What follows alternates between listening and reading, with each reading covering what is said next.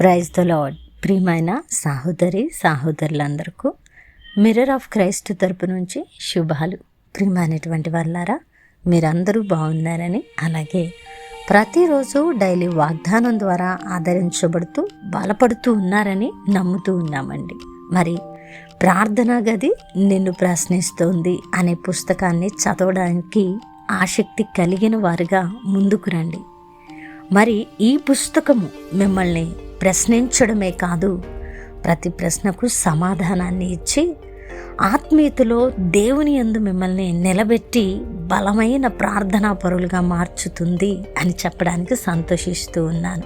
ప్రియమైనటువంటి వాళ్ళారా, ఈ లోకంలో ఎంత సంపాదించినా దానిని ఇక్కడ మాత్రమే విడిచి వెళ్ళవలసిన వారము మనము. కాబట్టి ఈ లోక సంబంధమైనవి సంపాదించడానికి ప్రయాసపడక దేవునిలో దైవిక ఆత్మచేత నడిపించబడిన వారముగా పరలోక రాజ్యాన్ని సంపాదించుకునే వారంగా ఉండాలి. అలాగున నేను బ్రతకాలి అని ఆశ కలిగిన ప్రతి వ్యక్తికి ఉపయోగపడే పుస్తకమే ప్రార్థనా గది నిన్ను ప్రశ్నిస్తోంది. ప్రియమైనటువంటి వాళ్ళారా, దొంగ మాటలు చెప్పి మీ ఆత్మీయతలను పోగొట్టి మిమ్మల్ని సోమరిపోతులను చేసి ఆశీర్వాదాల కొరకు కానుకలు అడిగే పరిచర్య ఇది కాదు. మర్చిపోకండి.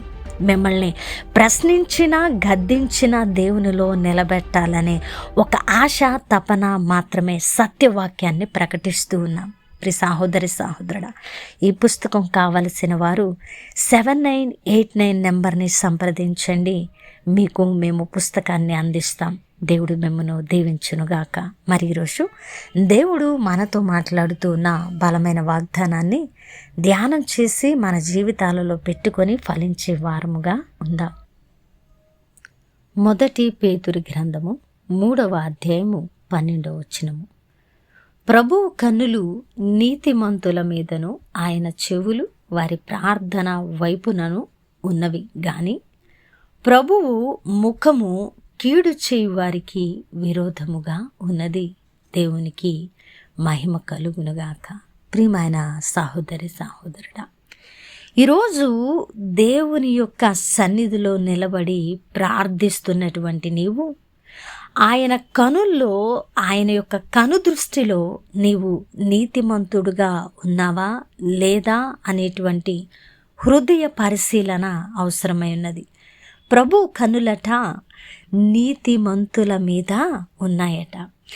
ఆయన వారి యొక్క ప్రార్థనల వైపుగా ఆయన చెవులు యొగ్గి ఉన్నాడని లేఖన భాగము స్పష్టంగా తెలియపరుస్తూ ఉన్నది. అలాగునే ప్రభువు ముఖము కీడు చేయు వారికి విరోధంగా ఉన్నదట. సహోదరుడా, ఈరోజు ప్రార్థనా పరుడుగా లేక క్రీస్తును కలిగి ఉన్నానని, క్రైస్తవుడను అని నీ అవసరాలకు భక్తి చేస్తూ దేవుని సన్నిధిలో అవసరాలకు కనిపెడుతూ ఈ లోకపరమైన కోరికలు తీర్చుకోవడానికి, అవసరాలు తీర్చుకోవడానికి ఒకవేళ దేవుని సన్నిధిలో నిలబడి ఉంటే దేవుడు నీతోనే మాట్లాడుతూ ఉన్నారు. ప్రియమైనటువంటి దేవుని బిడ్డ, ప్రతిసారి అవసరానికి దేవుని ఎద్దుకు వచ్చి జవాబు పొందుకున్నాక మరలా లోకానికి, పాపానికి అప్పగించబడి నీ ఇష్టానుసారమైన జీవితాన్ని జీవిస్తూ మరొకసారి క్షమించమని దేవుని సన్నిధిలోకి వస్తూ ఉన్నావేమో. అయితే ఈరోజు ఆయన నీలాంటి వారికి ఆయన ముఖము ఎప్పుడు కూడా కీడు చేసే వారికి దూరంగా ఉన్నదని లేఖన భాగంతో మాట్లాడుతూ ఉన్నారు. ప్రియమైనటువంటి వాళ్ళారా, కీడు చేయడము అంటే ఇతరుల పట్లే కాదండి. కీడు చేయడము అంటే దేవుని విషయంలో కూడా మనము విరోధముగా మనము ప్రవర్తించడం అనే విషయాన్ని కూడా మనం జ్ఞాపకం ఉంచుకోవాలి. కాబట్టి సహోదరుడా, ఈరోజు నీతిమంతుల మీద ఆయన కనుదృష్టి ఉన్నప్పుడు, మరి ఆయన యొక్క చెవులు వారి ప్రార్థనల వైపు ఉన్నప్పుడు మనము ఎలాగను ఉన్నామో హృదయ పరిశీలన చేసుకొని ఆయన చెవి యొగ్గే ప్రార్థన చేయడానికి ఇష్టపడిన వారముగా నీతిమంతులుగా నిలబెడితే తప్పకుండా మన ప్రతి ప్రార్థనకు జవాబు వచ్చి తీరుతుందండి. కాబట్టి ప్రియమైనటువంటి వాళ్ళారా, మనము కీడు చేసే వారంగా ఉండొద్దండి. కీడు చేస్తే ఆయనకు విరోధులం అయిపోతామట. మరి దేవునికి విరోధులుగా మనం బ్రతికితే మన బ్రతుకు ఎందుకండి? దేవునికి విరోధులుగా మనం ఉండిపోతే మన జీవిత యాత్ర వల్ల ఉపయోగం ఏమిటండి? దేవునికి వ్యతిరేకంగా విరోధులంగా ఉంటే మన కష్ట సమయంలో మనల్ని ఆదుకునేది ఎవరండి? కాబట్టి ప్రియ సహోదరుడా, వాక్య భాగంలో చెప్పబడుతున్న ప్రతి మాటను శ్రద్ధగా విని గ్రహించి హృదయానుసారంగా దాన్ని పట్టుకొని జీవితంలో అన్వయించుకొని తప్పు ఒప్పులుంటే సరిచేసుకొని పాపంలో ఉంటే ఆ పాపం నుంచి బయటికి రావడానికి ప్రయత్నించి క్రీస్తు రక్తంతో కడుక్కొని మనల్ని మనము పరిశుద్ధముగా ఆయన సన్నిధిలో నిలబెట్టుకోవడానికి ప్రయాసపడే వారంగా ఉన్నప్పుడు తప్పకుండా మనము నీతిమంతుల జాబితాలో చేర్చబడతాం. మన ప్రతి ప్రార్థనకు జవాబు వచ్చి తీరుతుంది. అద్భుతమైన వాగ్దానము ద్వారా ఆదరించబడ్డారని వినవాక్యము ఫలింపు కొరకు ప్రార్థన. పరిశుద్ధుడా, ప్రేమ కలిగిన తండ్రి, మీకు వందనాలు. అద్భుతమైన వాక్కు చేత మాతో మాట్లాడి మా హృదయాలను కట్టి బలపరిచినందుకు వందనాలు ప్రభువా.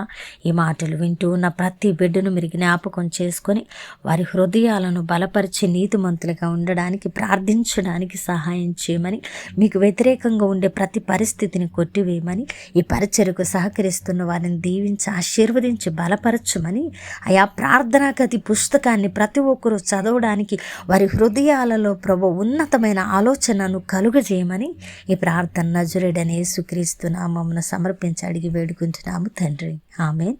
ప్రియమైన దేవుని బిడ్డలారా, విన్న వాక్యాన్ని తప్పకుండా షేర్ చేయండి. అలాగే పరిచర్యకు సహకరిస్తారని విశ్వసిస్తున్న దేవుని చిత్తమైతే మరలా కలుసుకుందాం.